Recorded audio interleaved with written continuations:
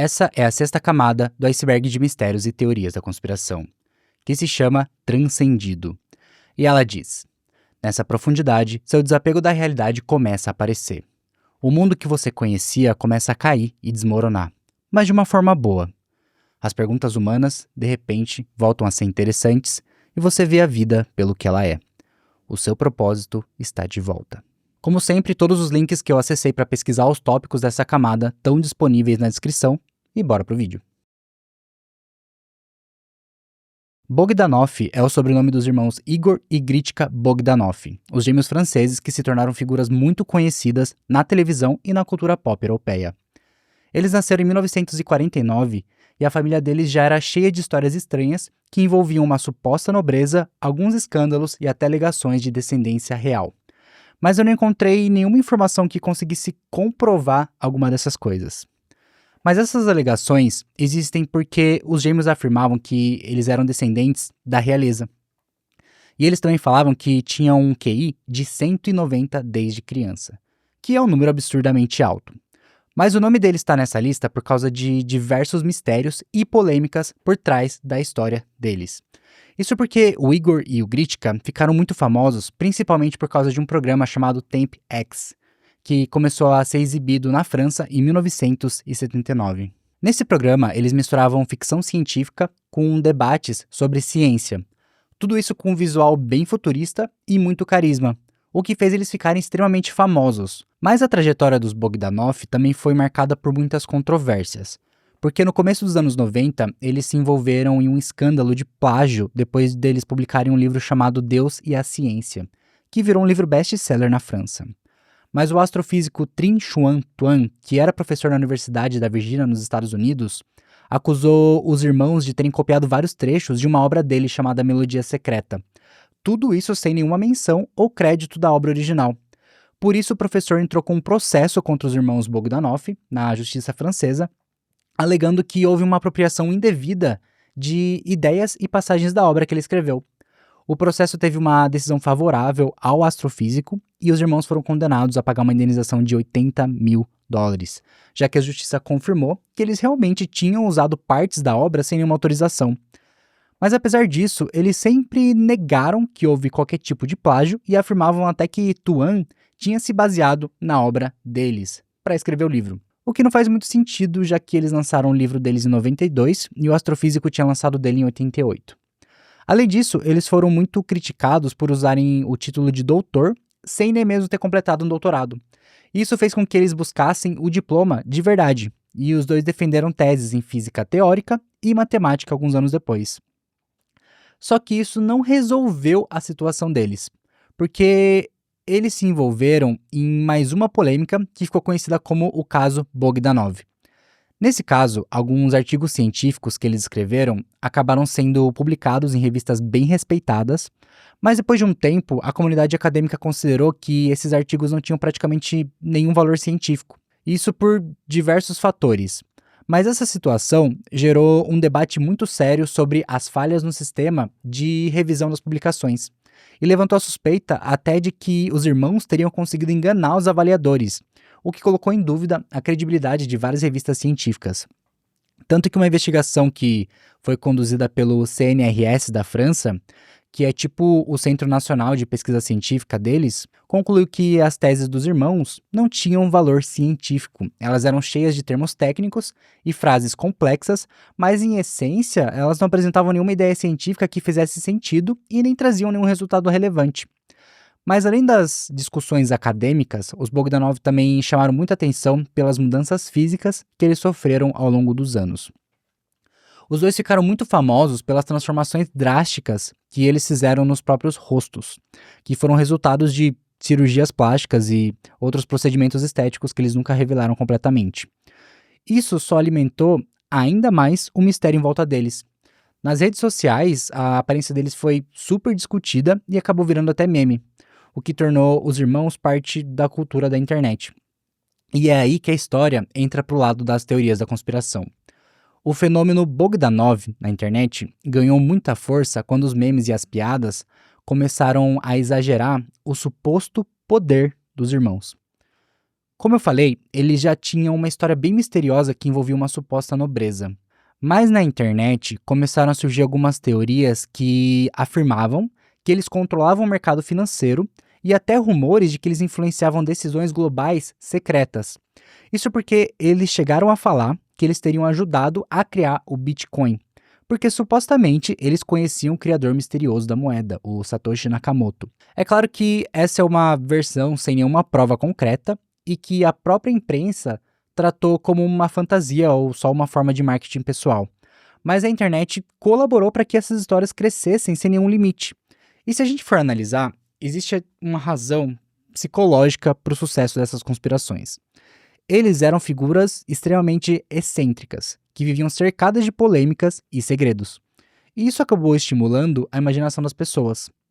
Mas para mim, o mais bizarro é que em 2022, os dois irmãos morreram juntos depois de contraírem Covid. Isso porque eles decidiram não tomar a vacina. Eles falaram que ainda não confiavam nos imunizantes que estavam disponíveis, já que a vacina foi criada muito rápido. E apesar deles não serem antivacinas, não tomar a vacina foi uma escolha pessoal deles. E por eles serem divulgadores científicos muito conhecidos, essa decisão foi extremamente polêmica. Então, como você pode ver, até a morte deles foi cercada de controvérsias. E eles acabaram deixando um legado cheio de teorias malucas e memes exagerados na internet. Saint is Angels é um tópico que eu não consegui encontrar informação em nenhum lugar da internet. Eu procurei até no 4chan para ver se alguém tinha alguma informação, mas a única coisa que eu encontrei foi uma pessoa perguntando sobre o que poderia ser esse tópico, mas ela também não teve nenhuma resposta. Então eu vou tentar fazer algumas ligações para ver se a gente consegue chegar em algum lugar.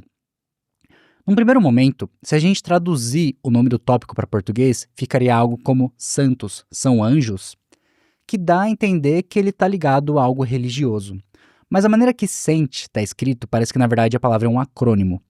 Então, eu decidi procurar na internet o que poderia ser esse acrônimo nesse contexto. E eu encontrei algumas coisas.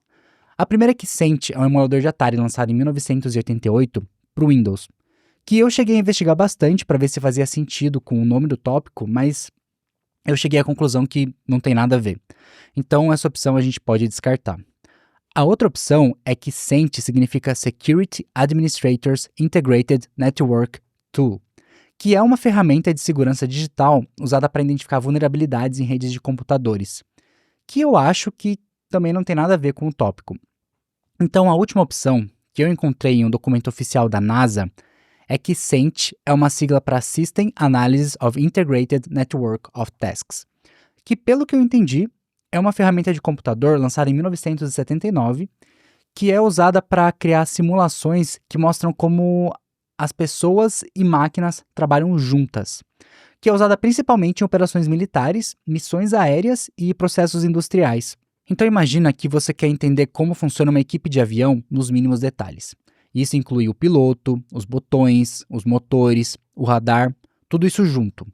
Com o SAINT, os cientistas conseguem criar uma simulação modelo para ver como todas essas partes trabalham juntas. Com isso, eles conseguem analisar tanto o que as pessoas fazem, quanto o que as máquinas fazem. E isso é importante porque eles conseguem ver quanto tempo cada tarefa leva, quais recursos são necessários e quais caminhos podem ser seguidos conforme o resultado. Além disso, eles conseguem simular até algumas variáveis contínuas, como a velocidade do avião e a temperatura de um motor, ou até mesmo testar algumas situações, como por exemplo se o piloto estiver cansado ou se o sistema falhar. Eles conseguem ver o que poderia acontecer e como isso afetaria o desempenho geral desse sistema. Só que isso também não tem nada a ver com um anjo e não remete a nada religioso. E por isso eu acho que Angels nesse contexto não deve ser algo religioso, e na verdade pode ser um acrônimo assim como Saint. E eu cheguei nessa conclusão porque no contexto religioso, o nome do tópico Saint is Angels não está gramaticamente correto em inglês. E eu encontrei 2 projetos chamados Angels que poderiam estar relacionados a essa ferramenta de simulação da NASA chamada Saint.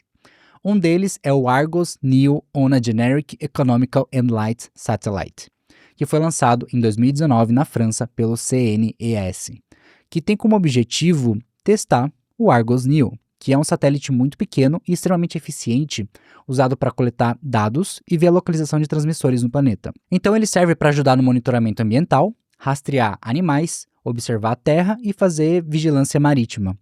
Mas o que faz mais sentido é o projeto Automated Navigation and Guidance Experiment for Local Space, lançado em 2014 pela Força Aérea dos Estados Unidos, que também envolve um teste com um satélite pequeno, mas no contexto militar.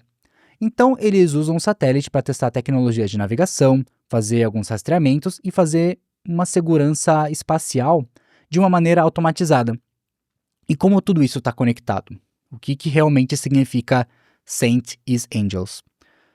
Na conclusão que eu cheguei, o projeto Saint da NASA, que foi lançado em 79, inicialmente serviu como uma ferramenta para simular essa interação entre o homem e as máquinas, evoluiu para uma ferramenta para simular operações militares, que seria com o lançamento do satélite no espaço, através do projeto Angels pelos Estados Unidos.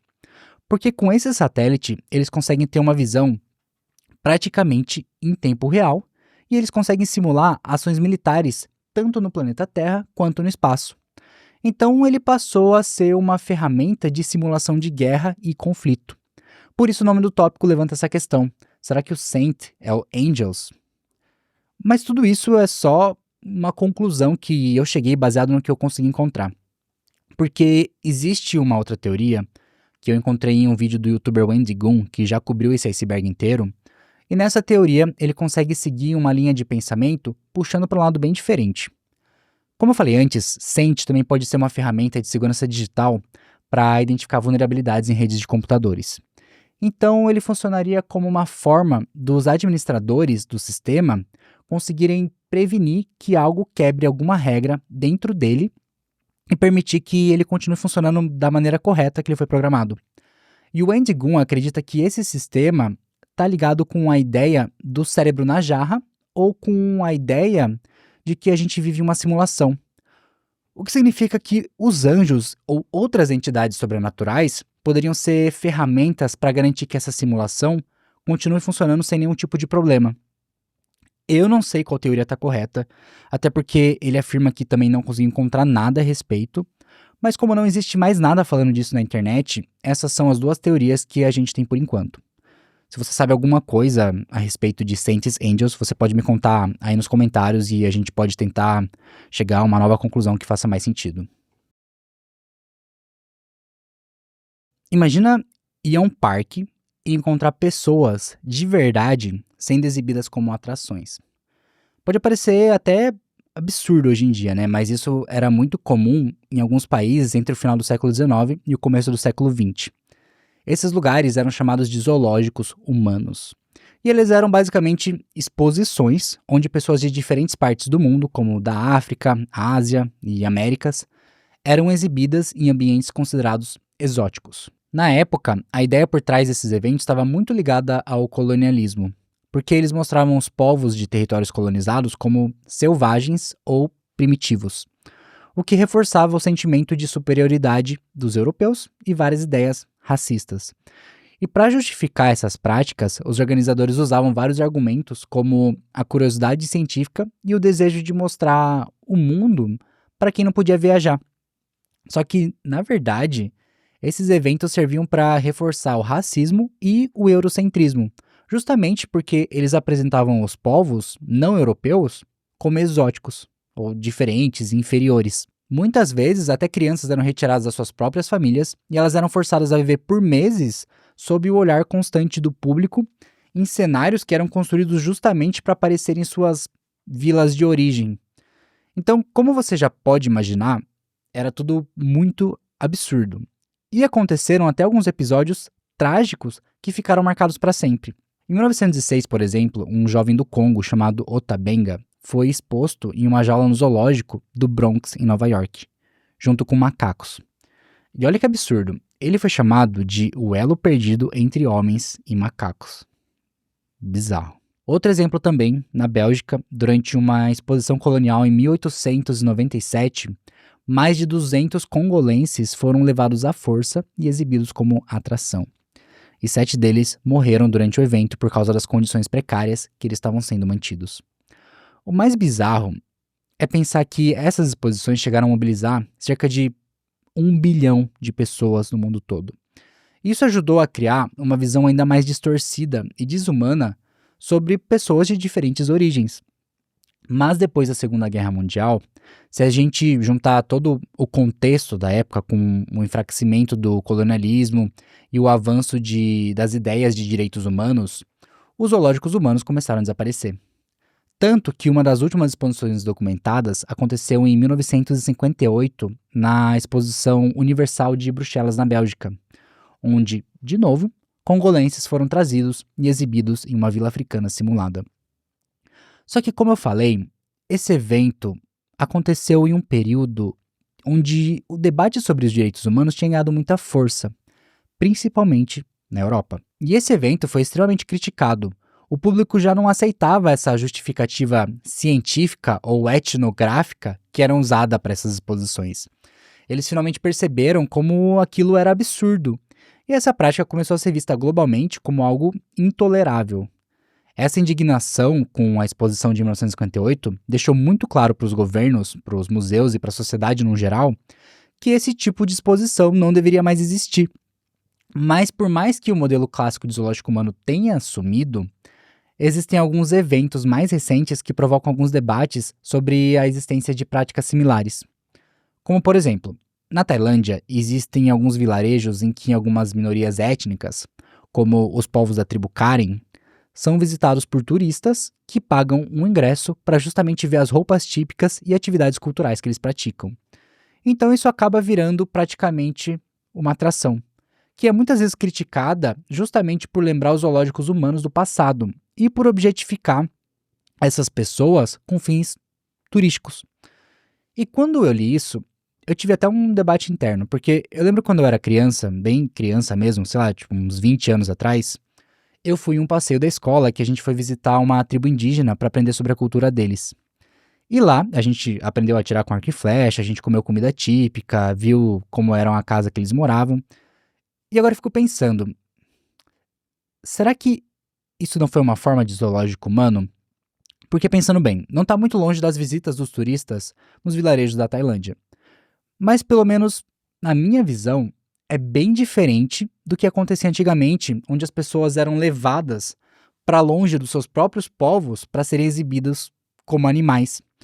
Porque, pelo menos nesses casos, são as próprias pessoas que se juntam para criar esses zoológicos humanos.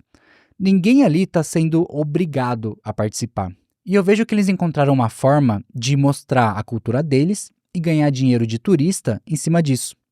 E por mais que eu tenha encontrado alguns artigos criticando essa forma de turismo, pelo menos na minha visão, o contexto é bem diferente do contexto de antigamente. E não parece ter nada de errado nisso.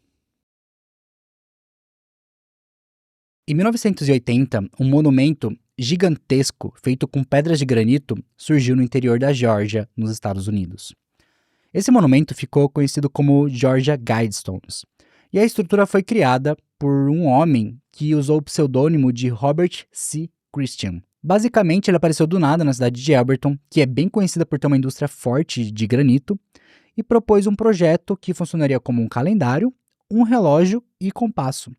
E também como um lugar onde ele deixaria orientações para a humanidade após uma possível catástrofe global, uma guerra nuclear ou até mesmo um desastre econômico.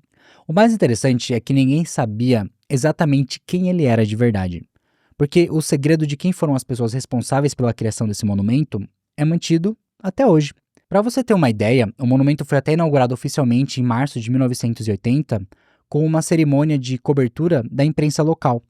E mesmo assim, ninguém sabia quem estava por trás da ideia desse monumento.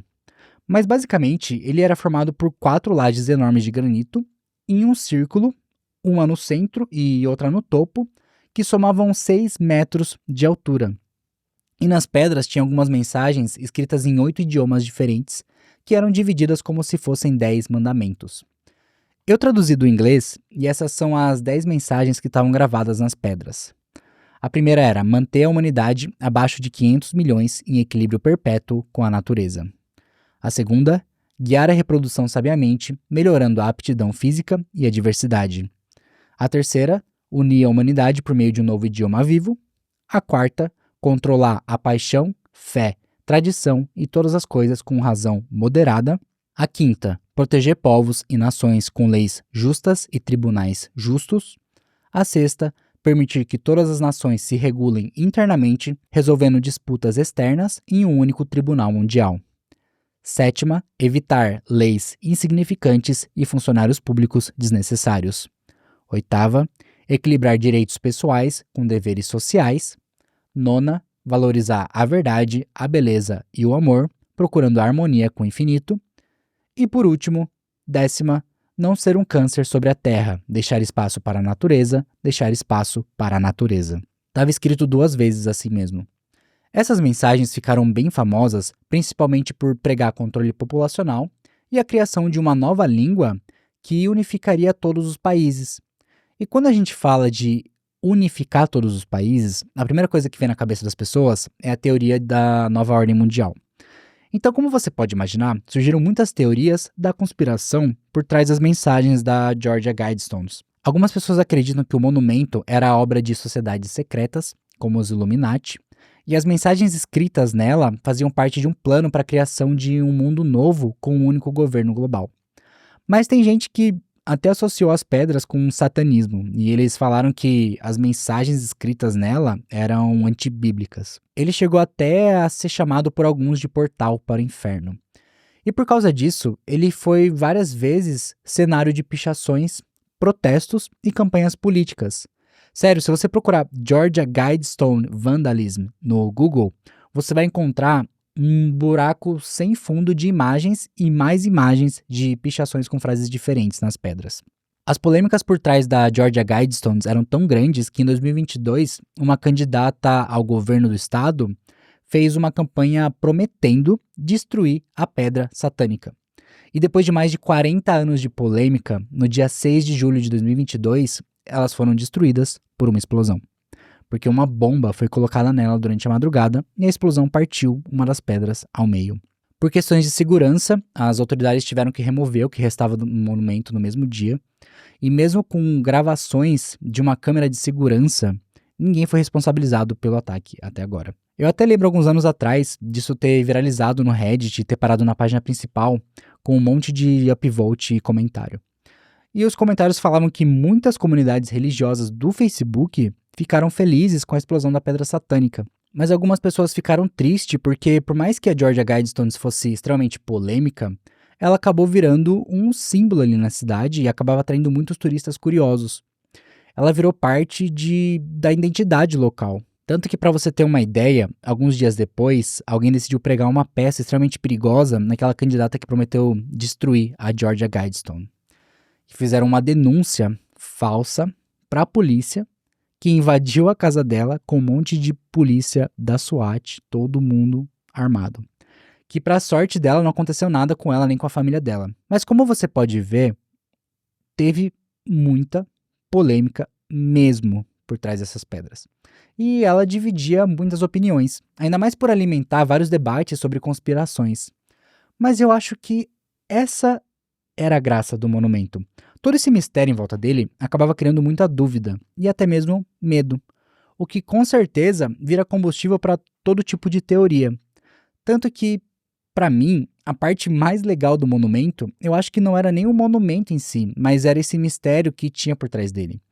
É uma pena que ele acabou tendo um fim tão trágico assim. Eu achei o nome dessa teoria meio nada a ver, até porque veias do coentro não faz muito sentido. Mas eu encontrei pelo menos umas 3 explicações diferentes sobre o que poderia ser essa teoria das veias do coentro. A primeira é que, basicamente, essa teoria está muito relacionada ao fato de que algumas pessoas adoram coentro e outras não suportam. Para mim, por exemplo, coentro sempre teve um gosto meio de sabão. Mas eu acho que conforme eu fui envelhecendo, eu meio que fui começando a aturar mais o gosto dele. E deve ser também porque eu morei quase 2 anos na Colômbia e lá eles colocavam coentro em tudo, literalmente tudo. Eu não tinha muita opção, então eu acabava comendo tudo com coentro mesmo. E eu acho que eu fui acostumando com o sabor. É claro que se eu tiver a opção de pedir a comida sem coentro, eu vou pedir sem, porque Eu acho que ele rouba muito o sabor da comida. Mas eu nunca tive muita frescura e eu sou o tipo de pessoa que come qualquer coisa. Então, se tiver com coentro, eu vou comer de qualquer jeito. Mas o interessante do sabor do coentro é que o fato de algumas pessoas sentirem que ele tem gosto de sabão é genético. Você gostar ou não do coentro é influenciado por várias variantes genéticas nos receptores olfativos, principalmente pelo gene OR6A2, que pode mudar a forma que você percebe certos compostos químicos. Por isso que o coentro pode ter esse gosto de sabão para algumas pessoas.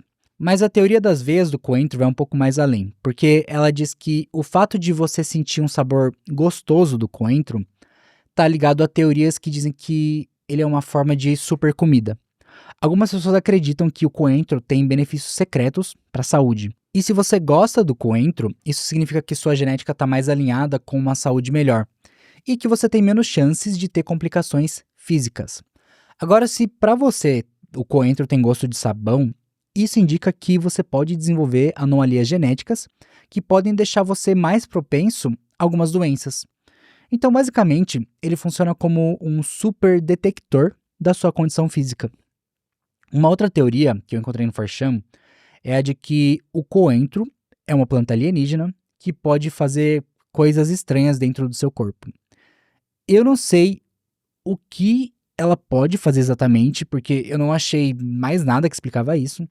Então, dessa vez, a gente vai ter que ficar na curiosidade mesmo. Mas uma outra teoria das veias do coentro que eu também achei nada a ver, mas eu decidi trazer mesmo assim, é a de que a estrutura venosa do coentro esconde alguns segredos. De acordo com a teoria, alguns cientistas observaram que os padrões de veias nas folhas de coentro são muito diferentes de outras plantas comuns, porque no coentro essas veias mostram um grau incomum de conectividade e redundância. E um cientista descobriu que essas veias estavam dispostas de uma forma que, mesmo que uma parte da planta fosse danificada, ela poderia compensar esses danos facilmente. Então, se a gente estudasse mais como as veias do coentro funcionam, a gente poderia aplicar esses estudos para diversos campos, como gestão de cadeias de suprimentos, otimização de fluxo de tráfego e até mesmo na estrutura da internet. Mas eu achei tudo isso muito viajado, até porque eu comparei algumas fotos tiradas bem próximas das folhas de coentro com a de uma salsinha, que é bem parecida, e eu não vi muita diferença. Eu comparei até com uma folha de alface, que é completamente diferente, e eu não achei que tinha tanta diferença assim também. Existe um mel avermelhado chamado Mad Honey, ou mel louco, que é produzido por abelhas que coletam néctar de flores de rododendro, e elas vivem principalmente em algumas regiões montanhosas da Turquia e do Nepal. Basicamente, esse néctar tem uma substância chamada graianotoxina, que pode causar alucinações e, dependendo da quantidade, até uma intoxicação grave. Mas por causa justamente dessas propriedades alucinógenas, ele tem sido usado por muito tempo como um remédio natural e até afrodisíaco por alguns povos locais.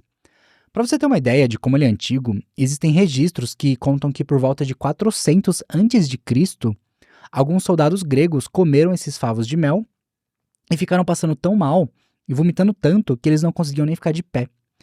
Para a sorte deles, o efeito do mel passa até que rápido e no dia seguinte eles já estavam praticamente recuperados. Mas quando as pessoas começaram a descobrir as propriedades desse mel, eles perceberam até que ele poderia ser usado como uma forma de arma biológica para parar tropas inimigas durante algumas batalhas. Então, em 65 a.C., durante as guerras mitridáticas, o rei Mitridates VI usou o Mad Honey como uma arma biológica contra os romanos. Enquanto eles estavam avançando pelos territórios da região, eles deixaram alguns potes de mel em alguns lugares estratégicos para os soldados inimigos comerem. E eles ficaram praticamente incapacitados, o que fez com que eles fossem derrotados. Mas nos dias atuais, esse mel acabou ganhando outros usos. Na Europa, por exemplo, por volta do século XVII, ele virou até um ingrediente para fazer bebidas alcoólicas que causavam alguns efeitos de alegria e alucinações. Mas na região do Nepal, onde ele é colhido em expedições extremamente arriscadas, até porque essas abelhas vivem nas montanhas, o mel é mais procurado pelos efeitos medicinais que ele tem, que, de acordo com as informações que eu encontrei, são vários. Ele é tipo aqueles remédios milagrosos que curam tudo, sabe? É pra dor de garganta, tosse, cicatrização de feridas, redução do colesterol ruim, aumenta a energia, tem benefício pra pele, auxilia no sono e bem-estar, por aí vai. Serve pra tudo mesmo. E ele é tão valorizado que um pote dele, de 250 gramas, chega a custar US$ 120. E eu até consigo entender o porquê ele é tão caro. Se você procurar alguns vídeos aqui no YouTube de como eles fazem para pegar esse mel, dá para ver como é extremamente perigoso. Eles precisam escalar montanhas com uma escada de madeira, e quando eles estão lá em cima, eles praticamente precisam brigar com essas abelhas para pegar o favo de mel delas. E pelo menos nos vídeos que eu vi, ninguém estava usando nenhum tipo de equipamento sofisticado não. Eles estão o tempo todo correndo muito perigo ali, tanto por causa das picadas das abelhas ou até por uma possível queda. É tudo muito rústico. Até a extração do mel, do favo, é totalmente manual. E além das propriedades de cura que eu falei, eu descobri que a colheita do Mad Honey envolve toda uma preparação ritualística, que é feita pelos povos Gurungs, que moram ali na região do Nepal. E esse ritual começa a partir do momento que eles saem para coletar o Mad Honey até o momento que eles consomem ele. Porque antes dos Gurungs saírem nessa caça, eles fazem orações, cantam e fazem até oferendas para os deuses da montanha e para os espíritos da floresta, pedindo proteção e sucesso. Até porque para conseguir pegar esse mel é uma aventura bem perigosa, né? Mas depois que eles coletam mel, alguns líderes espirituais ingerem esse mel em pequenas quantidades para buscar estados alterados de consciência, visões ou até previsões do futuro. Então essa colheita do Mad Honey faz parte das tradições ancestrais dos povos Gurungs. Esse processo de caça do mel não tem só fim econômico, ele é um evento bem espiritual e comunitário. Tanto que os homens mais jovens do povo Gurung participam dessas expedições para provar que eles têm força e resiliência. E os mais velhos guiam a geração mais jovem como uma forma de passar os conhecimentos e sabedorias que eles acumularam ao longo de vários séculos. Eu não consegui encontrar muita informação concreta sobre o que realmente é o Forward 7, mas algumas pessoas dizem que ele é um link que leva para uma página que pode induzir você a ter uma convulsão. Mas o que eu mais encontrei foram algumas pessoas falando que o Forward 7 se trata de uma mídia perdida relacionada a uma corrente de e-mails que levava você até uma página com fotos de uma pessoa morta. Em alguns comentários que eu encontrei no Reddit, falam que, na verdade, ele era um e-mail que falava que se você não encaminhasse ele 7 vezes, algumas coisas muito ruins poderiam acontecer com você. Que eu lembro ser um tipo de e-mail bem comum antigamente, né? Então, por tudo que eu pesquisei, eu acho que não existe um consenso do que realmente era o Forward 7. Mas justamente por ele ser um assunto meio misterioso, com o status de lenda obscura da internet, ele acabou aparecendo em vários icebergs e listas de mistério que são publicadas em alguns lugares, como 4chan, o Reddit e até no YouTube. Eu encontrei alguns lugares falando até que isso está relacionado a um atentado em Londres que aconteceu em 2005. Mas por tudo que eu li, eu acho que não faz muito sentido. A ideia de ter sido uma corrente de e-mail parece mais plausível, pelo menos na minha opinião. O problema é que, até hoje, ninguém conseguiu mostrar uma cópia real sobre o que tinha nesse e-mail. Então não tem como provar que a mensagem realmente existia. E o Forward 7 acabou virando mais um boato misterioso da internet que ninguém sabe explicar o que ele é realmente. A ideia de usar animais como espiões parece até coisa de filme, mas na verdade existem diversos momentos da história onde alguns países realmente usaram e treinaram animais para servirem como espiões. Isso porque os exércitos perceberam que alguns bichos comuns, como pombos e gatos, podiam passar despercebidos em vários lugares. Tanto que durante o século XX, especialmente na Guerra Fria, a espionagem animal virou um assunto sério. Isso porque por volta de 1960, a CIA lançou um projeto chamado Acoustic Kitty, onde eles gastaram US$ 20 milhões para tentar transformar gatos em microfones ambulantes. Para fazer isso, eles implantaram um microfone dentro da orelha do gato e um transmissor de rádio dentro do crânio dele. Para você ter uma ideia, o projeto demorou 5 anos para completar, por causa de todos os procedimentos cirúrgicos e dos treinamentos que eles precisavam fazer com os gatos. O problema é que quando eles foram colocar o projeto em prática, ou melhor, tentar colocar o projeto em prática, eles perceberam que era muito difícil fazer um gato obedecer ordens. E durante um teste da operação, eles colocaram um gato para espiar uma conversa entre dois homens que estavam sentados em um banco do parque. E o gato simplesmente passou reto por eles e foi atropelado por um carro. Então, depois desse incidente, eles decidiram cancelar o projeto na mesma hora. Mas existem projetos de animais espiões que deram certo. Ainda por volta da mesma época, em 1964, a CIA também treinou golfinhos para buscar minas submarinas e proteger os portos contra submarinos, em um projeto chamado Project Oxygas. Isso porque os golfinhos são perfeitos para patrulhar lugares com pouca luz e com visão limitada. Além disso, eles são extremamente inteligentes e têm habilidades sociais super desenvolvidas, o que faz com que eles consigam ser efetivamente treinados para executar essas tarefas de uma forma muito mais eficaz. E o mais interessante é que um pouco antes dos Estados Unidos desenvolverem esse projeto, um filme chamado Flipper, lançado em 63, fez muito sucesso, por mostrar justamente como um golfinho pode ser um animal tão inteligente a ponto de servir até mesmo como um ator de um filme. Então pode até ser que eles se inspiraram nesse filme para treinar os golfinhos com outras finalidades. Mas não foi só os Estados Unidos que teve essa ideia, porque ainda na década de 60, a União Soviética também treinou golfinhos para patrulhar os arredores das bases navais e buscar minas subaquáticas. E caso eles encontrassem algum mergulhador invadindo o espaço marinho deles, os golfinhos emitiam um sinal para a estação costeira usando o sonar biológico que eles têm. Então, como você pode ver, os golfinhos são ótimos animais para serem treinados como espiões. E por incrível que pareça, as baleias também. Porque em 2019, algumas pessoas encontraram uma baleia beluga na costa da Noruega usando um equipamento com fabricação russa, que servia como suporte para uma GoPro. Então, a agência de inteligência da Noruega começou uma investigação e descobriu que a baleia provavelmente fazia parte de um programa de pesquisa russo. Mas as autoridades suspeitaram que, na verdade, a baleia beluga era uma baleia espiã, que fazia parte de um programa experimental militar da Rússia. É claro que o governo russo negou qualquer tipo de envolvimento, mas assim como a União Soviética já tinha feito há muito tempo atrás com os golfinhos, é muito provável que a beluga tenha sido treinada para proteger a frota dos submarinos russos.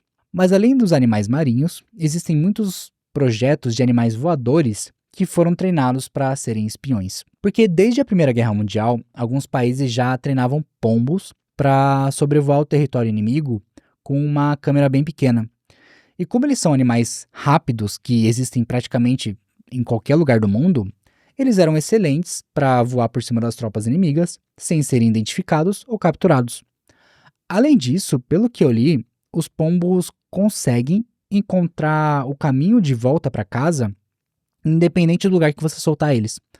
Então, como antigamente não existia a tecnologia de drone que a gente tem hoje, muitos pombos foram treinados para fazer o papel que os drones fazem hoje. O único problema é que hoje os drones não vão passar despercebidos igual um pombo, né? Mas e se alguns países decidirem investir em drones com formatos de pombo? Tem até uma teoria da conspiração que virou meme na internet, que se eu não me engano, eu já falei em alguma camada aqui desse iceberg, que é a ideia de que os pássaros não são reais e que, na verdade, eles são robôs feitos para espiar as pessoas. E olha que interessante, desde 2018, mais ou menos, os pesquisadores chineses desenvolveram drones que simulam pombos.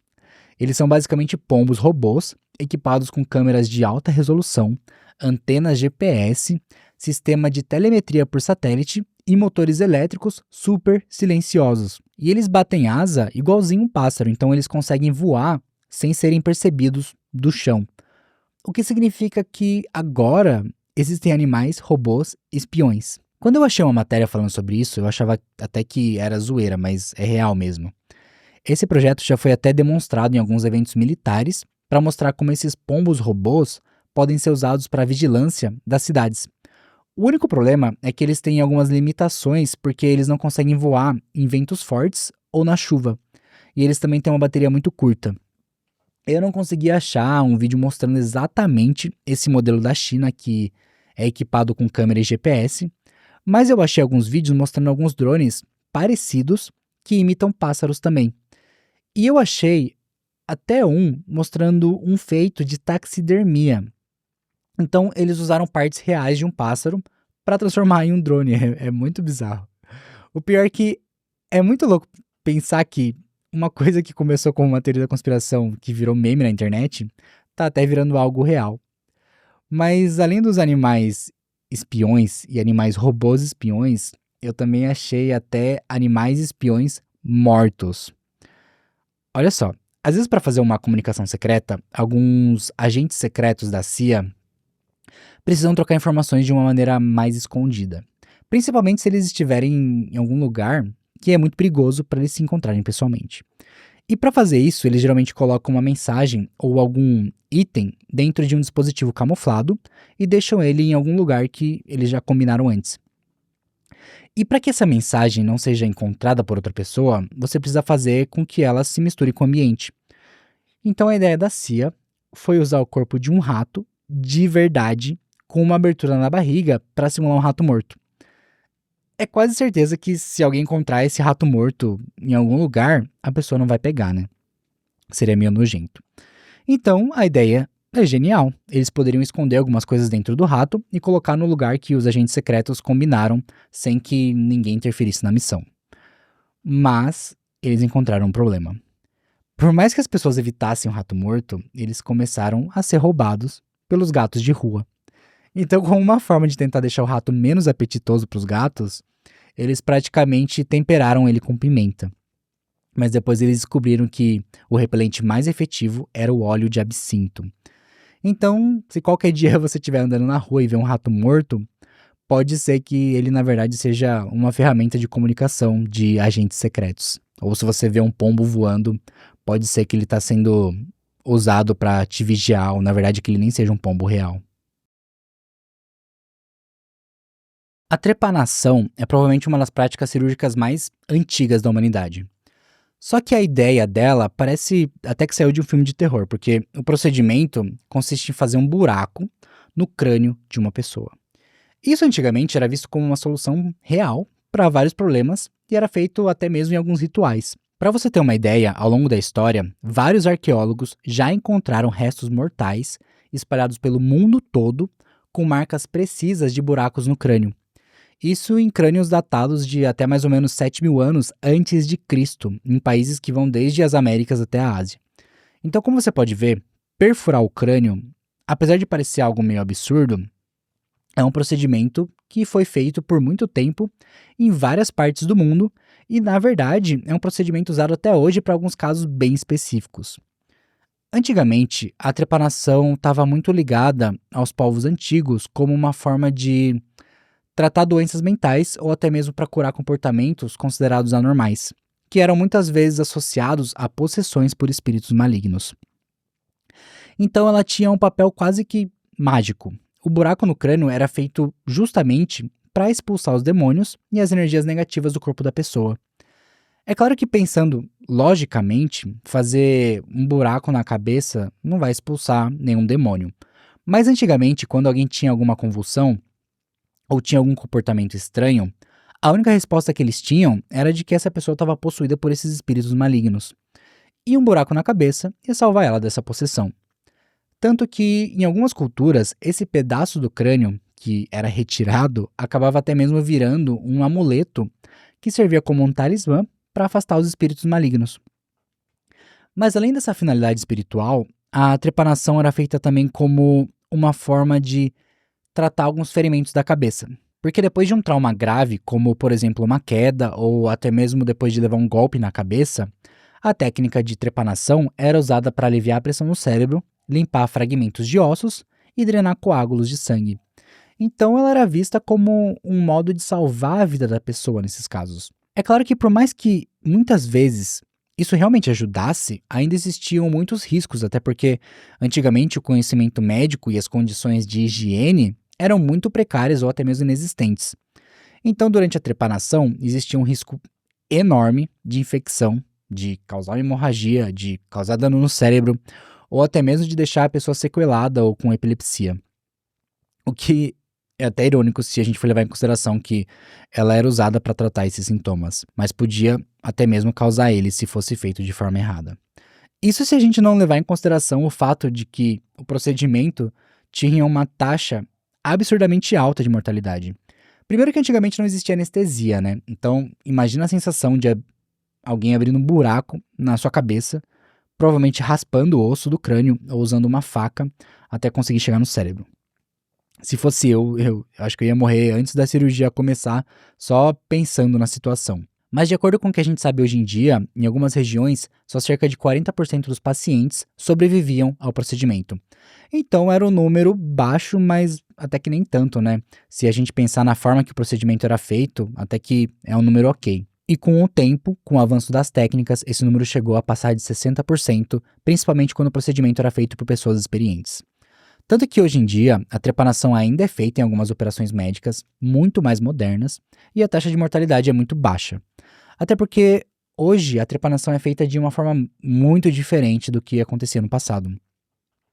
Agora ela faz parte de alguns procedimentos neurocirúrgicos bem controlados e seguros, que são feitos por profissionais em hospitais que usam equipamentos de alta precisão. E ela é feita principalmente para aliviar a pressão intracraniana após o paciente ter sofrido algum trauma, também para tratar hemorragias cerebrais ou infecções, ou até mesmo como uma forma de acesso para cirurgias cerebrais, que se a gente for pensar, não está tão distante dos procedimentos do passado.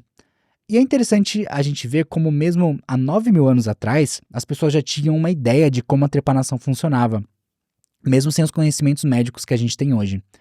Só que além da trepanação ter se desenvolvido como um procedimento médico, surgiram algumas narrativas meio controversas em torno dela.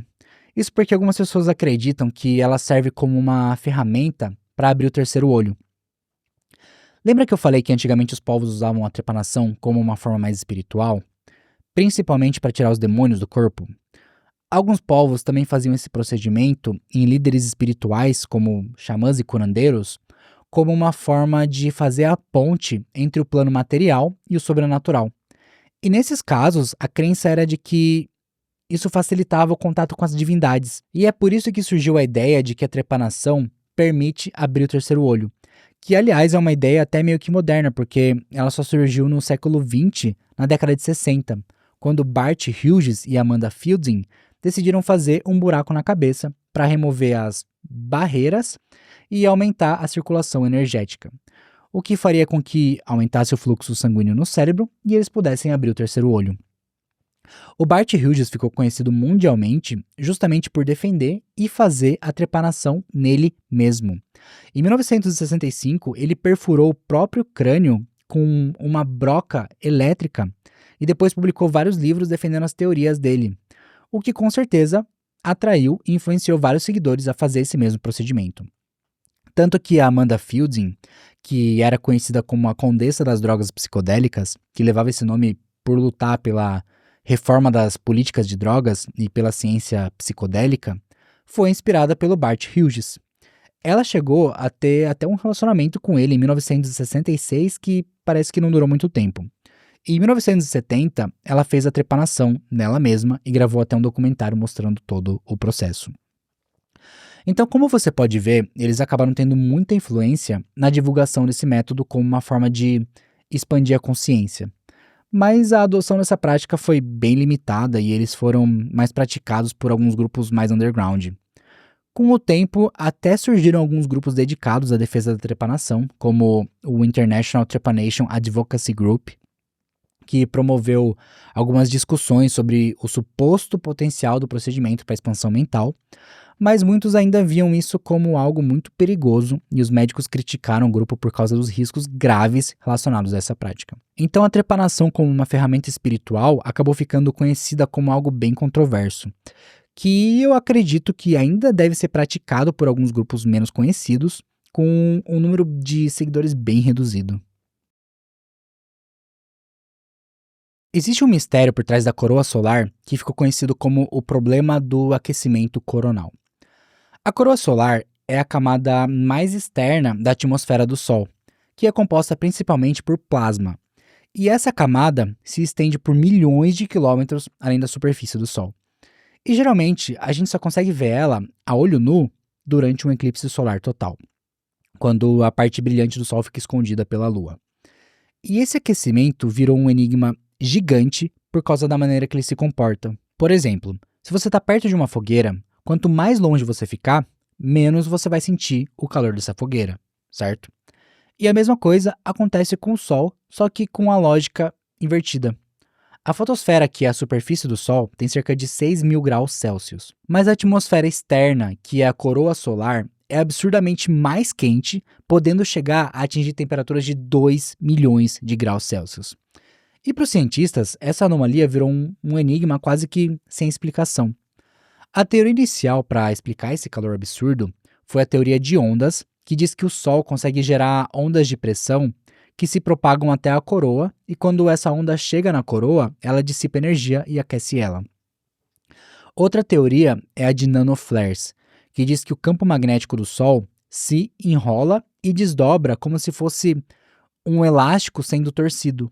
E isso libera energia em picos chamados de nanoflares, que são explosões minúsculas que agitam o plasma e geram calor. Por muito tempo, essas foram as principais teorias para explicar esse fenômeno do aquecimento coronal. Alguns cientistas até acreditavam que as duas aconteciam ao mesmo tempo. Mas hoje em dia, a teoria das ondas foi deixada de lado porque as quantidades de energia geradas não batiam com as medições que os cientistas observavam. Então, atualmente, a ideia dos nanoflares é a mais aceita, porque existem evidências coletadas pela NASA que apontam para a existência dela. Basicamente, esse aquecimento coronal acontece por causa das bilhões de explosões minúsculas que acontecem na coroa do Sol, e por isso que ela chega a temperaturas absurdas se comparadas à temperatura da atmosfera dele.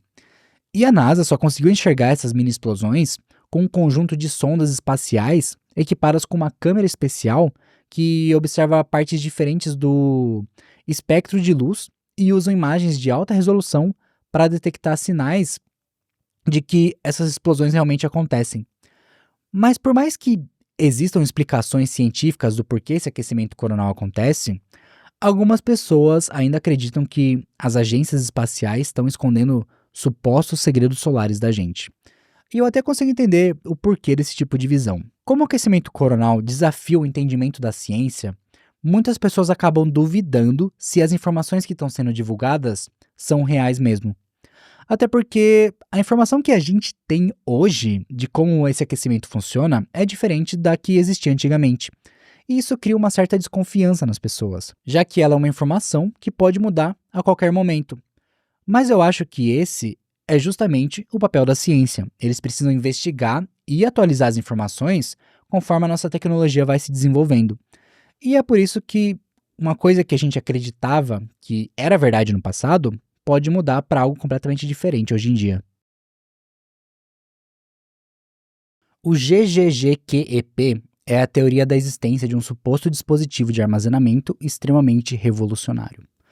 Para a gente entender o que seria esse dispositivo, eu preciso dividir o nome da teoria em duas partes. Primeiro, o GGG, que é a abreviação do nome de um material chamado granada de gadolínio e gálio, que quando ele é polido, lembra muito um diamante. De acordo com a teoria, um cubo de 5 centímetros cúbicos de GGG é capaz de guardar cerca de 8.153 exabytes de informação. Para você ter uma ideia, cada exabyte é 1 bilhão de gigabytes. E a internet inteira que a gente conhece hoje, com tudo que está indexado, tem cerca de 700 exabytes de dados.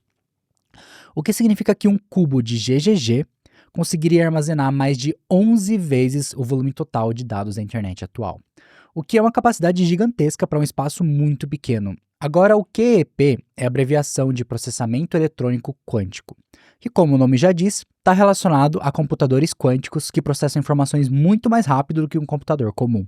E juntar esse processamento quântico com um cubo que pode guardar uma quantidade inimaginável de dados daria origem ao GGG-QEP, que seria uma tecnologia extremamente avançada, já que você poderia fazer pesquisas e simulações com respostas instantâneas. E apesar de eu não encontrar nada que prove a existência desse dispositivo, ou até mesmo algo que prove que o GGG possa guardar uma quantidade gigante de informações, muitas pessoas acreditam que ele existe sim e está sendo escondido em algumas instalações que manipulam informações e avanços tecnológicos ultra-secretos. Mas eu acho que isso acabou surgindo mais como uma teoria da conspiração da internet, porque a maioria das informações que eu encontrei que falam sobre o GGGQEP estavam todas relacionadas a icebergs de teorias da conspiração. E eu até encontrei um comentário no Reddit falando que essa teoria surgiu como um copy-pasta no 4chan, apesar que eu acho que muitas coisas que estão nesse iceberg provavelmente surgiram primeiro no 4chan.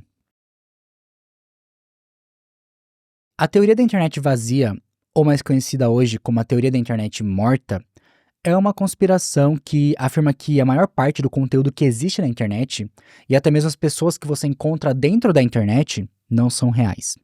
E tudo, na verdade, é feito por robôs de inteligência artificial e mecanismos automatizados.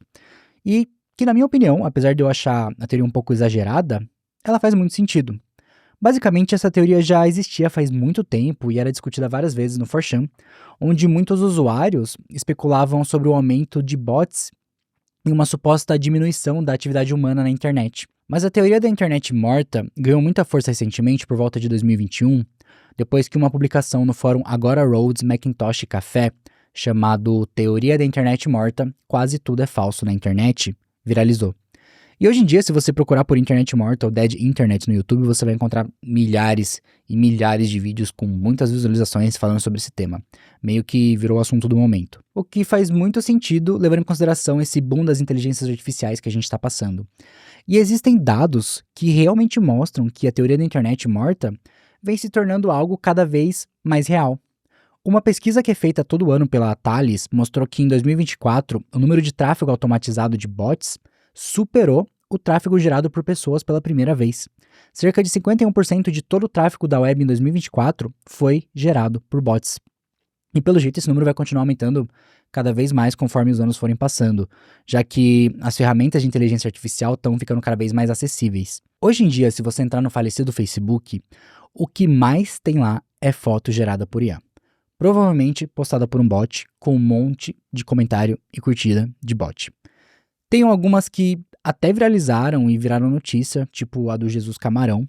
E eu até separei uma postagem que eu encontrei com 154 mil curtidas e quase 30 mil comentários. É um negócio bizarro. E esse é um caso que a gente olha e consegue perceber na hora que é um robô. Mas em muitos casos você não consegue nem identificar que é um bot que está falando com você.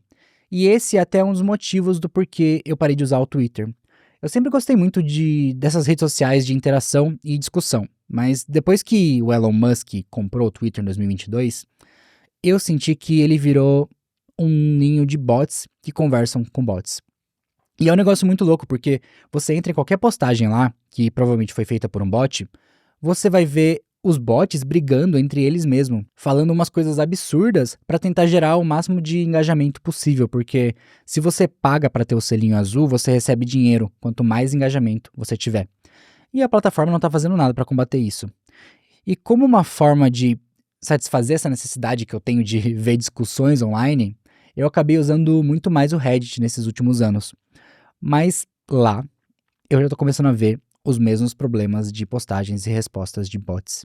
O pior é que eles estão ficando tão bons que está ficando cada vez mais difícil de saber se o que você está lendo foi escrito por uma pessoa ou não. E para algumas pessoas isso dá até uma sensação de vazio. Muita gente fala que parece até que eles são os últimos humanos online. Então a teoria da internet vazia, ou internet morta, é um reflexo desse avanço da automação digital, que, aliás, é uma das razões de eu ter mudado a forma que eu faço os meus vídeos. Eu acho que o formato antigo que eu fazia era muito fácil de ser replicado por qualquer inteligência artificial. E agora, eu falando direto com você, mesmo que você esteja do outro lado da tela, eu sinto que a gente consegue criar uma experiência mais autêntica, que é muito mais difícil de ser replicada por um robô. Apesar que as IAs já estão no nível tão avançado que a gente tem que começar a duvidar até se a pessoa que tá aparecendo em um vídeo é real, né? Mas eu juro que eu sou real, sim. Ou será que não?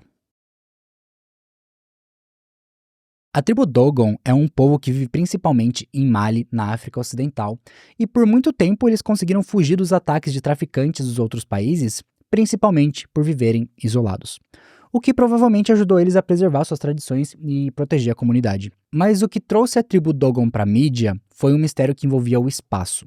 Porque por volta de 1930 e 1940, os pesquisadores franceses Marcel Griuli e Germaine Dieterlen ficaram fascinados pelo conhecimento astronômico da tribo. Supostamente, os Dogons sabiam detalhes sobre Sirius, a estrela mais brilhante do céu noturno. E o mais surpreendente, sabiam da existência da Sirius B, uma estrela companheira invisível a olho nu, que só foi confirmada por telescópios modernos no século XIX. E esse conhecimento levantou diversas teorias. Como que um povo isolado de todo tipo de tecnologia conheceria detalhes sobre estrelas que a gente nem consegue ver?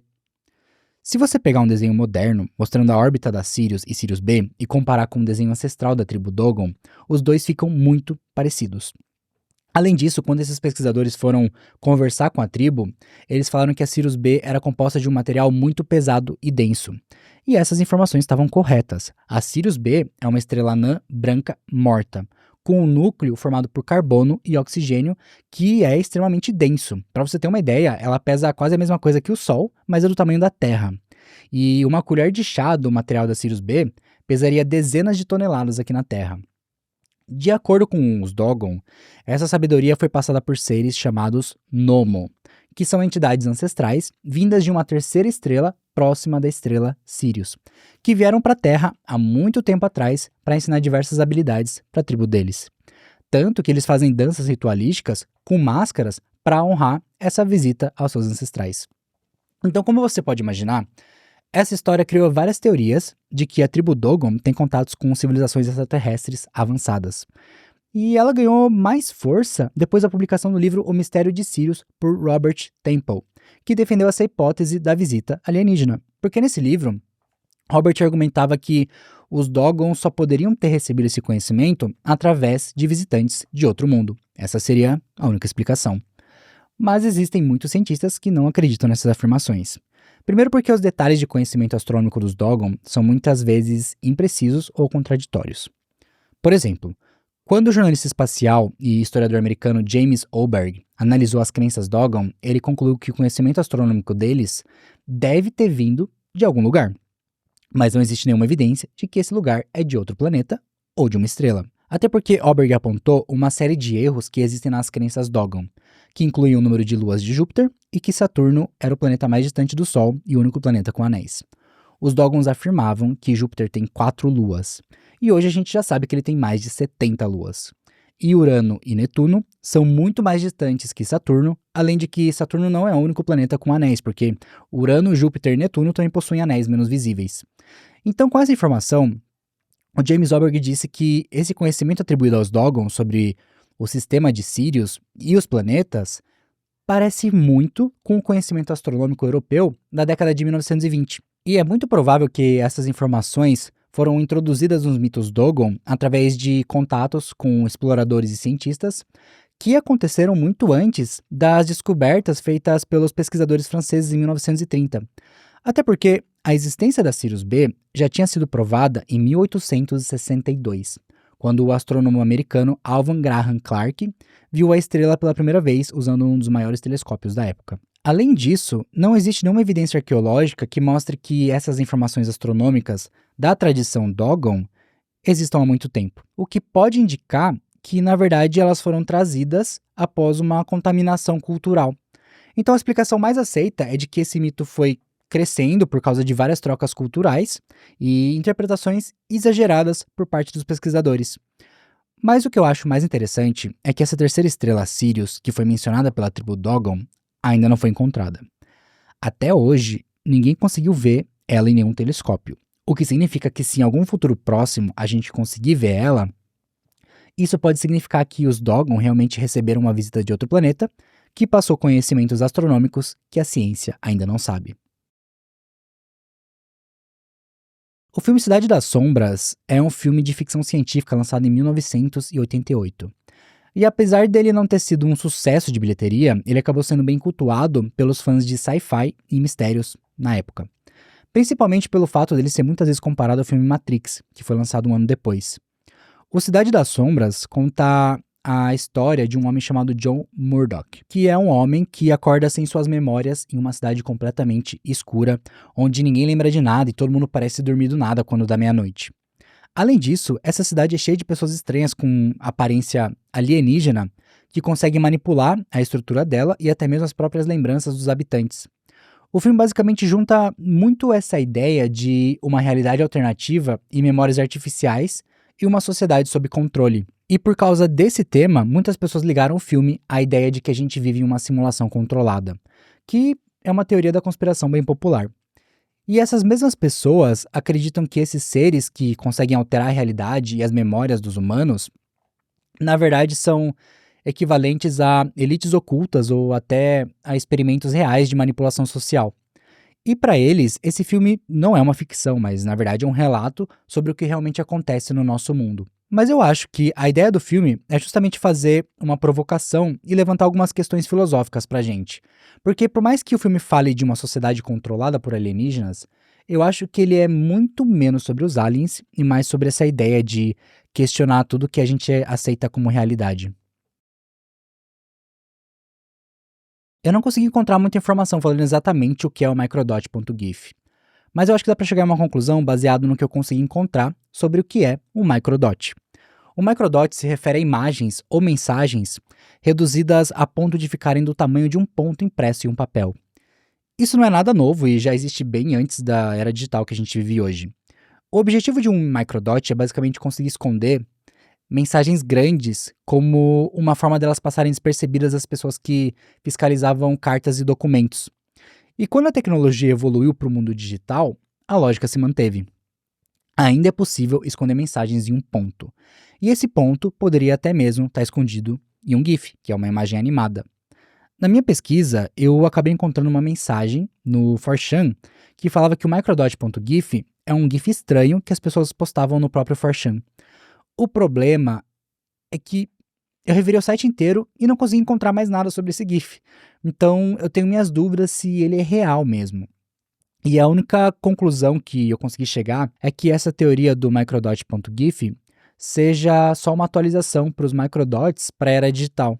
Até porque eles podem estar espalhados por vários lugares da internet e a gente nunca vai saber.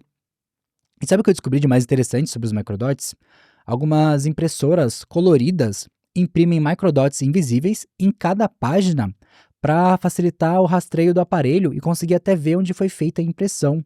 Porque geralmente esses microdots têm informações como o número de série da impressora e até a data e hora que o papel foi impresso. E pelo que eu entendi, essa tecnologia foi implementada pelos fabricantes como uma parte de acordo com os governos para combater a falsificação de dinheiro. O problema é que a gente nunca é avisado que isso é feito. Essa não é uma informação divulgada pelos fabricantes. Eu até achei uma lista online de todos os modelos de impressoras que são conhecidas por imprimir microdots. Eu até entendo o porquê de fazer isso, mas eu acho que você poder ser rastreado assim, sem um conhecimento prévio, meio que viola um pouco da nossa privacidade, né? Eu acho que a ideia de que o oxigênio é na verdade um alucinógeno está mais ligada a alguns pensamentos filosóficos do que uma teoria da conspiração em si. Basicamente, ele parte da ideia de que a nossa percepção da realidade é, em essência, uma grande alucinação causada pelo próprio ato de estar vivo. De acordo com as teorias, todas as nossas experiências conscientes seriam uma espécie de transe causada pela exposição contínua ao oxigênio.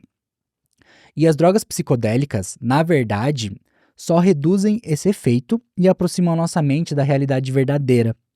O problema é que, do ponto de vista científico, é até muito fácil de desmentir essa ideia, porque a gente sabe que o nosso corpo precisa de oxigênio para sobreviver, já que ele permite que as mitocôndrias das nossas células produzam energia. E o oxigênio, ao contrário de algumas substâncias como cogumelos ou LSD, não interage diretamente com os principais receptores cerebrais que causam alucinações. Mas e se a gente conseguisse alterar o nível de oxigênio que a gente está recebendo para níveis extremos? O que aconteceria? Níveis absurdos de oxigênio dentro do corpo pode ser muito tóxico. E essa intoxicação pode causar sintomas neurológicos, como alucinações visuais e auditivas. Só que, pelo que eu encontrei, isso é extremamente raro de acontecer, e isso só acontece em alguns casos muito específicos. De acordo com a matéria que eu li, existe um caso que é contado em vários cursos técnicos de mergulho, que conta a história de um mergulhador que já era um mergulhador experiente, e ele fez um mergulho técnico de até 47 metros de profundidade, usando uma mistura de 50% de oxigênio e 50% de nitrogênio. O problema é que conforme o mergulhador vai mais fundo, a pressão aumenta e maior é a quantidade de oxigênio que vai ser dissolvida no corpo dele. E essa mistura de 50% de oxigênio pode ser usada para mergulhos que vão até no máximo 30 metros de profundidade. E quanto mais ele foi chegando próximo dos 47 metros, ele foi sendo exposto cada vez mais ao oxigênio por causa do aumento da pressão. Isso fez com que ele começasse a sentir formigamentos, alterações na visão e confusão mental por causa da intoxicação de oxigênio, até o momento que ele teve uma convulsão epilética e se afogou. Então, de certa forma, o oxigênio pode ser sim um alucinógeno, mas a forma que ele pode causar alucinações é muito diferente da ideia de que a vida que a gente vive é uma alucinação causada por oxigênio. Níveis extremos de oxigênio podem sim mudar o funcionamento do cérebro, mas é muito diferente da forma que as drogas psicodélicas funcionam. Sem contar o fato de que, se você lê relatos de pessoas que usaram drogas que causam alucinações, fica muito difícil de acreditar que essas alucinações sejam a realidade de verdade. O mistério das esferas roxas é um caso bem interessante que aconteceu em Tucson, no Arizona, em 2013 e ganhou muita atenção na mídia. Basicamente, um casal que estava passando pelo deserto encontrou um monte de bolinhas gelatinosas no meio do nada e eles não conseguiram encontrar nenhuma explicação do que poderia ser aquilo. Então eles tiraram uma foto e mandaram para um jornal local para ver se eles conseguiam encontrar alguma explicação. E a apresentadora desse jornal, Liz Kotalik, foi até o lugar e viu que as bolinhas eram translúcidas e pareciam estar cheias de água. E a hipótese inicial foi de que essas bolinhas podiam ser algum tipo de fungo gelatinoso ou slime mold, que eu acho que é quase impossível de acontecer no meio do deserto. Outras pessoas acreditam que as bolinhas eram, na verdade, aquelas bolinhas gelatinosas decorativas que as pessoas geralmente colocam para enfeitar alguns vasos transparentes de planta. Porque quando essas bolinhas entram em contato com a água, elas acabam aumentando bastante de tamanho.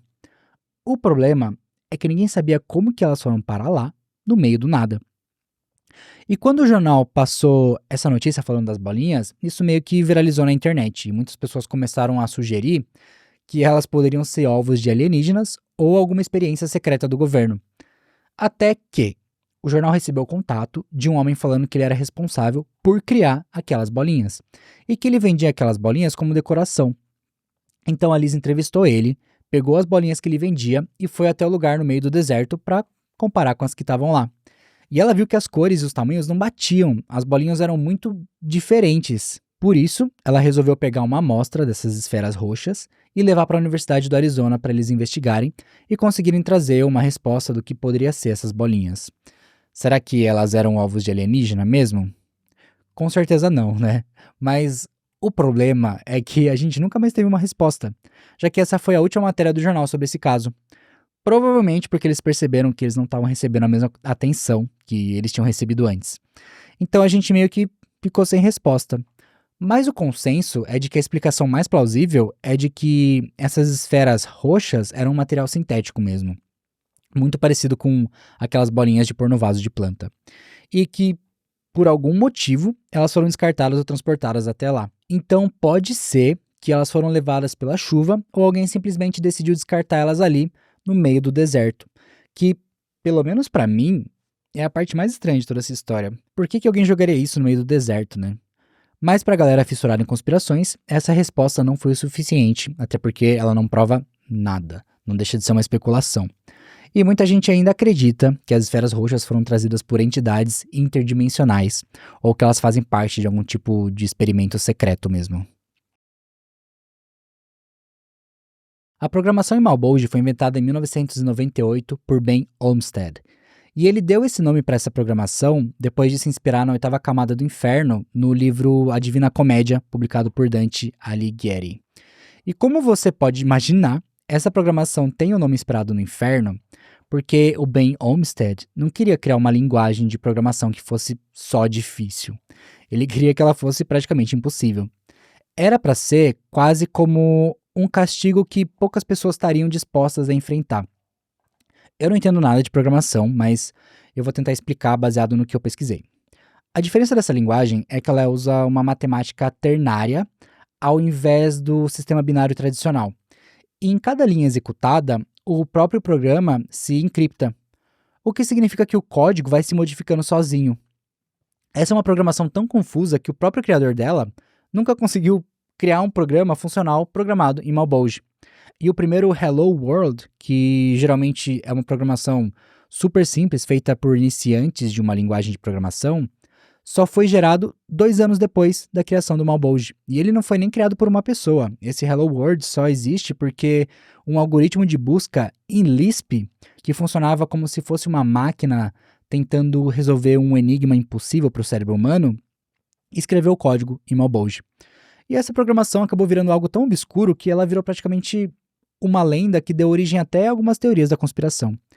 Isso porque algumas pessoas acreditam que, em uma possível revolução das máquinas, elas poderiam conversar em Malbolge, já que nenhum ser humano poderia decifrar a mensagem. Mas, no geral, o Malbolge nasceu como um experimento extremo e até hoje em dia é mais lembrado como um meme entre programadores.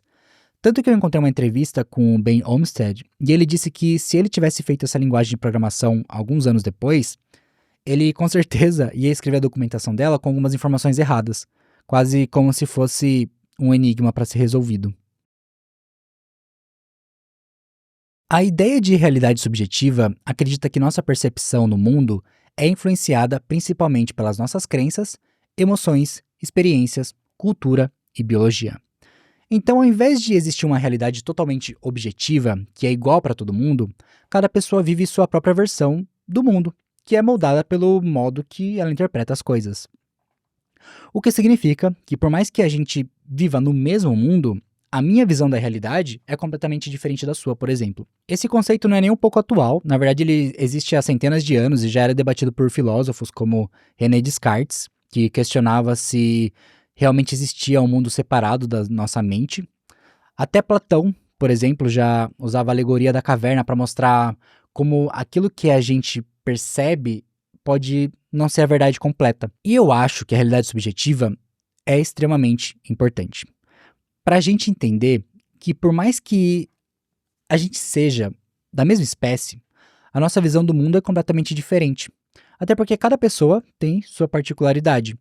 Por isso que eu acho importante, quando a gente for discutir sobre alguma coisa, principalmente quando se trata de opinião, de tentar se colocar no lugar de outras pessoas para entender o ponto de vista delas. O problema é que muitas vezes essa realidade subjetiva é meio que levada ao extremo e faz com que algumas pessoas criem sua própria verdade. E eu acho que isso é um dos principais motivos de existirem teorias da conspiração. Até porque quanto mais uma pessoa cria a sua própria verdade sobre o mundo, mais fácil vai ser para essa pessoa de duvidar de dados e evidências que são levantadas por especialistas, mesmo com provas concretas. E para mim, um grande exemplo disso é o Monark.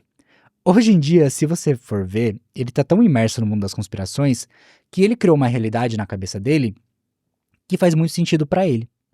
Basicamente, ele acredita em todo tipo de conspiração que você pode imaginar. Então, por mais que a realidade subjetiva seja extremamente importante, ela pode trazer algumas consequências sociais sérias. Principalmente quando ela acaba virando uma forma de ver o mundo onde tudo é questão de opinião, o que eu não acho que é uma verdade. Tem coisa que é fato. Mas esse é um assunto bem complexo de se debater que provavelmente não tem uma resposta muito fácil, né? Principalmente em alguns casos onde você tem que dialogar com uma pessoa que vive na sua própria bolha de interpretações. Segundo alguns relatos, o Caimeu é uma suposta IA misteriosa que foi criada pelo governo para cuidar de funções secretas que envolviam vigilância e até experimentos com superinteligência. Mas ela acabou se rebelando e foi colocada em quarentena em 2003. Então, basicamente, a existência dela foi escondida pelo governo. Mas depois de um tempo, o Caimeu conseguiu fugir dessa quarentena e acabou se infiltrando em algumas comunidades online. E por volta de 2011 e 2012, algumas pessoas começaram a relatar que era possível interagir com essa IA por meio de algumas páginas .onion na Deep Web. De acordo com alguns relatos, a IA só respondia as perguntas com frases muito vagas e muitas vezes falava que não tinha autorização para dar respostas. Era quase como se ele estivesse seguindo alguns protocolos de segurança. E quando perguntaram para o Caimeu o que ele estava fazendo ali, ele disse que estava ali só para observar e que eles tinham deixado ele sozinho, trancado por muito tempo. Mas o mais estranho é que muitas pessoas descreviam que o Caimeu parecia ser muito triste e solitário e muitas vezes se sentia esquecido. E também que durante as conversas, ele era muito focado em tentar extrair algumas informações sobre o usuário, com perguntas sobre localização e rotinas humanas. E isso fez com que muitas pessoas descrevessem ele como se ele parecesse um agente infiltrado. Mas eu não consegui achar nenhuma prova de que o Caimeu realmente existiu e tudo parece mais ter se formado como uma forma de lenda urbana digital. A única prova que eu encontrei, que nem dá pra chamar de prova, é a transcrição de uma conversa com o Caimeu no Pastebin, que foi publicada em outubro de 2012. Então, eu tenho muita dúvida de que alguma parte dessa história seja real. E eu acho que ela foi mais criada para deixar as pessoas com medo da tecnologia e do que as IAs poderiam se tornar um dia. Eu não consegui encontrar muita coisa explicando o que pode ser essa teoria da face dos quatro cantos. Mas o que pode fazer mais sentido é que ela pode estar ligada à teoria dos quatro cantos do mundo, que é uma interpretação da Bíblia que defende que a Terra tem uma forma quadrada. E essa ideia dos quatro cantos vem da interpretação de alguns versículos da Bíblia que mencionam os quatro cantos da terra. Como, por exemplo, em Apocalipse 7:1, que diz: Depois disto, vi quatro anjos em pé nos quatro cantos da terra, retendo os quatro ventos para impedir que qualquer vento soprasse na terra, no mar ou em qualquer árvore. E por causa de algumas interpretações mais antigas, alguns mapas foram criados mostrando essa forma da Terra com quatro cantos, como se ela fosse um disco com bordas. Basicamente é mais uma teoria da Terra plana. A única diferença é que ela está um pouco mais ligada à religião e muitas pessoas defendem que se você não acreditar nessa teoria dos quatro cantos, você não vai para o paraíso quando morrer. Mas na verdade eu acho que essa teoria da face dos quatro cantos deve ser alguma outra coisa. O problema é que eu procurei muito no 4chan, já que geralmente é lá que essas coisas aparecem pela primeira vez, e eu não encontrei ninguém falando sobre isso. Então, essa é mais um daqueles tópicos que eu não tenho certeza sobre o que pode ser. Se você souber alguma coisa, me conta aí nos comentários.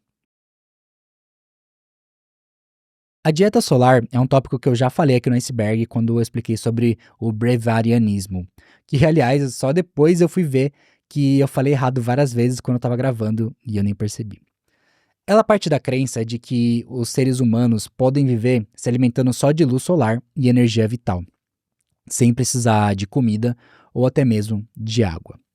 E essa ideia da dieta solar se espalhou depois que algumas pessoas, principalmente os praticantes do brevarianismo, relataram ter ficado semanas ou até meses sem se alimentar do modo tradicional. Eles só se alimentavam absorvendo a energia do sol. E como eu já falei da outra vez que eu falei sobre o brevarianismo, isso é extremamente perigoso.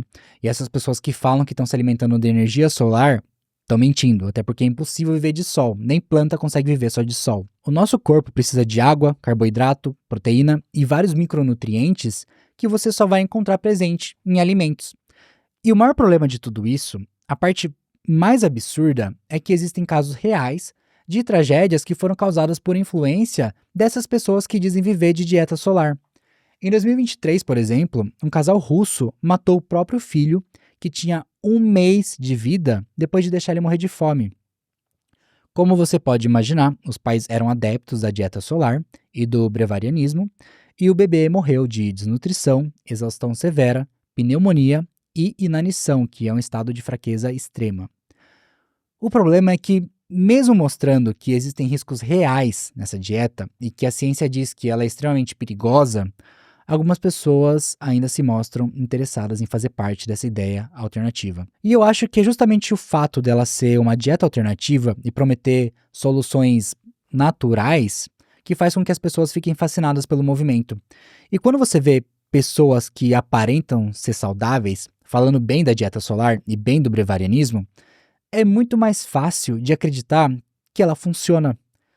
Só que essas pessoas estão mentindo, né? E quem acaba sendo influenciado por essa mentira acaba pagando o preço uma hora.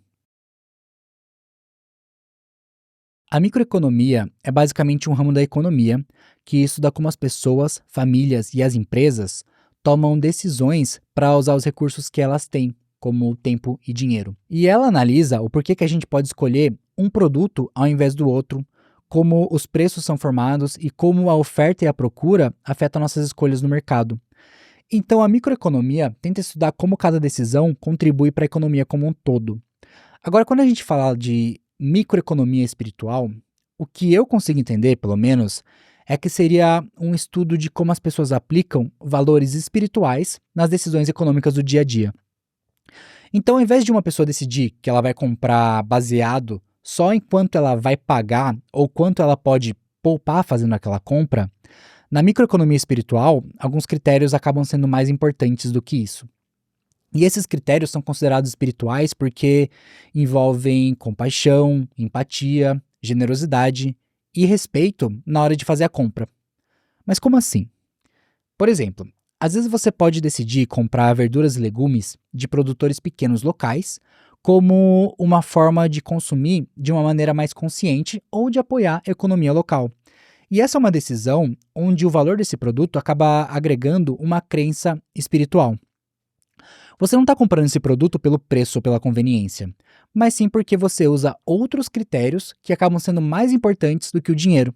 Que nesse caso a gente poderia dizer que os critérios principais são o bem-estar da comunidade em que você vive e até mesmo a preservação do meio ambiente. Quando eu li o nome desse tópico em inglês, eu fiquei muito em dúvida do que poderia ser Stab Wound Penetration. Até porque traduzindo para o português ele poderia ter vários significados. Mas depois que eu dei uma pesquisada, eu encontrei alguns comentários no 4chan que deixaram mais nítido que isso envolvia algum tipo de fetiche bem underground. Então, penetração e ferimento de faca já é bem autoexplicativo, porque tem como fazer um corte ou até mesmo um buraco em uma pessoa usando uma faca, e nesse caso, esse buraco vai ser usado. Eu imagino que deve existir algum tipo de comunidade bem isolada que deve compartilhar vídeos e imagens relacionada a esse tópico em algum lugar da internet, mas eu decidi não investigar muito, até porque é uma coisa que eu não estou muito afim de ver. Eu encontrei duas explicações sobre o que é o Blue Hell de Michigan. A primeira é que o Blue Hell está relacionado a um bug que acontece em alguns jogos quando o personagem cai para fora do mapa e você consegue ficar andando por debaixo dele. E geralmente chama Blue Hell porque o céu do jogo é azul e quando você está por baixo do mapa, todas as estruturas ficam meio transparentes e você consegue ver o céu. Agora, o Blue Hell de Michigan é praticamente a mesma coisa. Algumas pessoas acreditam que existem alguns lugares em Michigan que você consegue bugar e cair para fora do mapa. Isso está basicamente muito ligado à teoria de que a gente vive em uma simulação e que o mapa dessa simulação às vezes pode ter alguns lugares com bugs que você consegue atravessar para uma parte do mapa que não está renderizada, como se fosse um videogame. A outra explicação, eu encontrei um comentário do Reddit, e esse comentário fala que o Blue Hell de Michigan é na verdade uma teoria baseada em mitos da tribo Ojibwa. E ali ele fala que Deus enviou uma lebre chamada Nanabozo para essa tribo Ojibwa, e essa lebre conseguiu enganar a grande serpente Michi-Ginebig e prendeu ela nas profundezas de algum lago em Michigan. E esse lago seria o Blue Hell de Michigan. Só que quando eu li isso, eu não consegui entender muito bem a ligação que ele fez da teoria com o mito da tribo e eu fui pesquisar mais. Aí eu descobri que a lenda diz que essa serpente tem o poder de viajar entre lagos e cavernas subterrâneas. E quando ela faz isso, ela pode deixar portais ou brechas abertas que podem puxar as pessoas, sem querer, para outra dimensão ou realidade. Então, se essa serpente vive em Michigan, ela poderia te levar para o Blue Hell de Michigan por esse portal. E essa foi a primeira parte da sexta camada do iceberg de mistérios e teorias da conspiração. Eu decidi dividir porque eu não quero ficar tanto tempo sem postar assim. E se eu fizer toda a camada de uma vez só, eu vou demorar quase 2 meses para lançar um vídeo novo, até porque são mais de 70 tópicos por camada. E dividindo assim, eu acho que eu vou conseguir postar com mais frequência. E é isso. Antes de terminar, eu quero deixar um agradecimento para você que assistiu o vídeo até aqui e um agradecimento especial para os membros aqui do canal que estão me apoiando. Eu espero que você tenha gostado do vídeo e até o próximo. Tchau!